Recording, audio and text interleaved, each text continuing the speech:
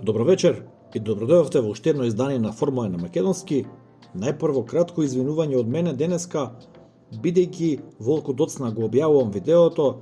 Најчесто знаете и сами дека штом излезе болидот, штом излезат првите фотографии, веднаш објавувам видео во првите половина час, меѓутоа денеска моите работни обврски не ми дозволија на време да го направам тоа, а токму денеска имавме доста, би рекол, исполнет ден во Формула 1 падокот со тоа што имавме неочекувана презентација на новиот болид на Алфа Ромео и исто така најпрво имавме една чудна презентација на шема на бои на Вилијамс со оној генерички болид на FOM медија, би рекол, оној што беше болид представуван како модел кој ќе ја представува новата ера на Формула 1, меѓутоа потоа го видовме и новиот Вилијамс на патеката во Силверстон, така да имаме доста денеска за коментирање и кратка анализа.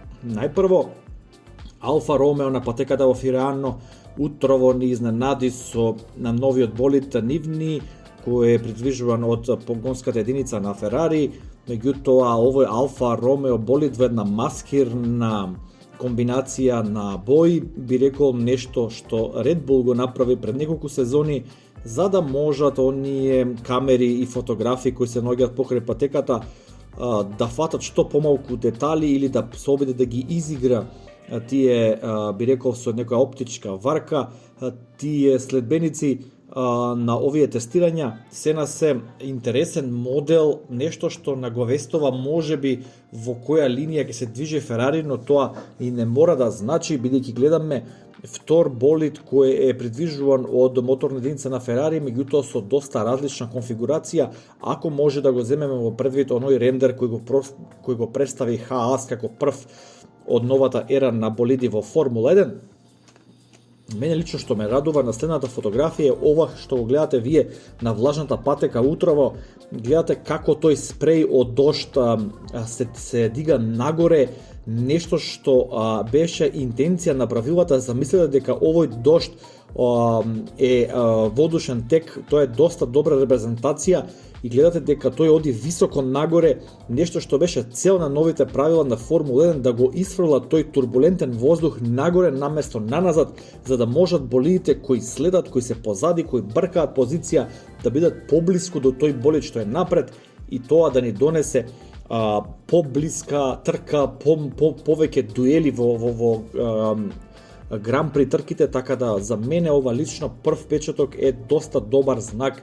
Меѓутоа овие се гуми за дожд, доста се повисоки, малку се нерепрезентативни, но се на се мислам дека генералната слика е позитивна во однос на општите воздушни токови при аеродинамиката, значи на новите болиди. Овде имаме едно интересно предно крило, гледаме најразлични варијации, како движење со плава боја, тука ги имаме обележано, гледаме дека и во следните фотографии одблиску ќе го покажам и предното крило, гледаме дека тимовите користејќи ги тие така наречени флапс или мали метални елементи кои служат за подесување за сетап на предното крило, ги користат сега, бидејќи се забранети со новите правила. Тие средишни елементи ги користат како миниатурни елементи во максималната должина и ширина, за да ги повторно ги направат тие воздушни вртлози, за повторно да го микроменаџираат во тој воздушен тек напред од предното крило, бидејќи сме споменале, предно крило е најбитно во аеродинамичката филозофија, бидејќи тоа го повлекува понатаму целокупниот развој на болидот, се почнува од предното крило, па оди понатаму. Еве, што сакам да ви кажам, гледате ги овде, ги обележав со крупчиња на предното крило тие малечки модули за поместување на предното крило и видовме дека Алфа Ромео има еден интересен концепт каде што првиот елемент од предното крило го има малку во заоблена форма пред самиот почеток на носот, со тоа што можеби се обидува да встисне тука некој водушен ток кој ќе оди одоздола на носот директно кон подот и на тој начин да генерира и потисна сила, меѓутоа и тој ток да го забрза останатото движење аеродинамичко кон подот. Меѓутоа гледаме едно инновативно решение, интересно, нешто слично на Ферари од пред некоја сезона кај држачите за ретровизорите, нешто што му беше забрането на Ферари, му беше принудено од FIA да го промени тој начин на држач на ретровизорот. FIA сметаше дека тоа не е фундаментален дел на ретровизорот. Сега гледаме една таква интерпретација кај Алфа Ромео, ќе видиме дали ќе дозволат од FIA овој пат тоа така да остане. Гледајте го задното крило како изгледа масивно, огромно. Навистина ќе биде интересно, едва чекам да видам DRS ефектот каков ќе биде, иако со овие нови правила DRS не би требало да го имаме. Се надам дека ова е последната сезона со DRS системите. Еве тука уште една илустрација која успеав да најдам на интернет, доста подобра од мојата, секако за начинот на како е модулиран подот и како всушност се создава тој ефект на двоен под, да има истовремено перформанс и одоздола и одозгора, тој воздушен ток да забрзува штом ги пројде предните пневматици и предната суспензија и да оди кон назад и да го храни дифузерот. Конечно, прва реална слика би рекол од дифузер од новите болиди, иако е нејасна и осветлувањето на фотографијата е такво во условите на денот, меѓутоа гледаме прва една фотографија на дифузер. Тука ќе има голема борба, ќе има најразлични интерпретации, очекувам ова да биде еден од деловите кои ќе претрпат најголеми промени во текот на сезоната. И уште една илустрација, општо да добиете впечаток на како всушност изгледа тој поклопец на мотор на болидот на Алфа Ромео, бидејќи од оваа камуфлажа навистина е тешко да се забележат некои елементи и гледате тоа задолжително. Овој пат, оваа година имаме 300 сантиметри, односно се извинувам, 30 сантиметри вкупна должина на издувната цевка на ауспухот, така да нема веќе мамење и така наречено дување на задното крило со тие издувни гасови. И еве го оно што го споменав, интересна фотографија која успеав да најдам, која убаво ги илустрира сите 4 различни елементи на предното крило. И навистина оние во десната страна од предното крило гледаме дека го споменав тоа уште на самиот почеток, дека болидите се уште се обидуваат да го создадат тој outwash ефект, односно да го насочат турбулентниот воздух надвор од страна на пневматиците и при тоа тој да се припои кон подот и кон дифузерот при самото придвижување на болидот.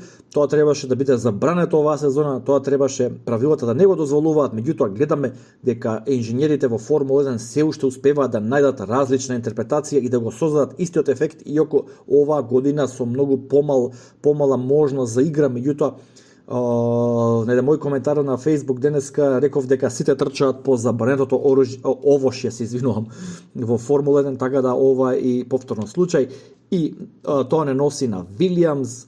Гледате кај Вилијамс некое предно крило што многу ме потсеќа на предните крила на Форс Индија, односно по ново Астон Мартин и на Мекларен од пред 2 сезони. Меѓутоа ова претпоставувам дека е само првичен концепт на Вилијамс, иако би рекол дека оваа navy blue боја на дневна светлина изгледа одлично во однос на шарата на бој на Вилијамс. Како што напоменав на самиот почеток од видеото, дека Вилијамс првин isfrли една презентација на шема на бој, користејќи го генеричкиот модел. Ја се рачарав, дори ги постирав и тие фотографии веднаш на Facebook. Меѓутоа гледав дека има најава за демонстрација и на патеката во Силверстон и со нетрпение ги очекував првите фотографии и еве, фала му на Бога, имаме неколку фотографии. Еве уште една фотографија кај што го гледаме болидот на движење и погледнете задниот дел колку е добро скоцкан, оној заден дел од подот спрема дифузерот, спрема задното крило. Таму има голем простор, навистина добра би рекол комбинација, добро пакување на сите компоненти на моторната единица во болидот на Вилијамс. Не знам која поред сезона им е ова, ни веќе со Мерцедес погонска единица, така да они веќе многу добро го познаваат тој мотор и знаат како добро да го спакуваат. Ме интересира каков ефект ќе даде ова. Гледам има нагло за облување на отворите за ладење и така наречен тој Коанда ефект. Може, ако сакате, пишете ми во коментар, ќе го објаснам Коанда ефектот како функционира во ерата на blown diffusers или во надување на дифузерите со издувните гасови, кој прв го почна Адриан Њуи со RB6, ако не грешам, а потоа сите тимови го копира, го врати во игра Коанда ефектот. Така да, ако ви интересира подетално за кој ефект можам да направиме на видео, слободно ставете ми коментар. И тука најдовме уште една слика, меѓутоа малку зумирана. Гледаме дека отворите за ладење имаат сепаратор, односно двојник, кој дел од воздушниот ток оди за ладење на радиаторите, а другиот директно има аеродинамички ефект. Така да останува се уште да видиме. Мене ми е драго дека имаме веќе 3 болиди кои официјално извозеа по некој круг на патека. Тоа е Астон Мартин, сега го скрши мразот, го имаме Алфа Ромео утрово и попладнево Вилијамс. Се на се еден доста интересен ден во Формула 1, доста новости. Би сакал да ги слушнам вашите размислувања. Што очекувате за Алфа Ромео и Вилијамс ова сезона? Дали ви се допаѓаат болидите? Кои се вашите коментари за истите? Како и секогаш ви благодарам што го следите каналот Формула 1 на македонски. Лайк, шер, сабскрајб. Се гледаме деноиве, утре не очекува голема презентација. Уште една, па се гледаме во следното видео. Поздрав!